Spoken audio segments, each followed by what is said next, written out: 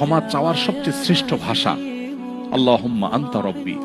কত মধুময়, কত অর্থবহ, কত ঈমান জাগানিয়া, কত আপনার ঈমানের স্বাদ জাগ্রত করার মতো একটা দোয়া। আল্লাহুম্মা আনতা রব্বি, আল্লাহ আপনি আমার রব, আপনি আমার পালনকর্তা।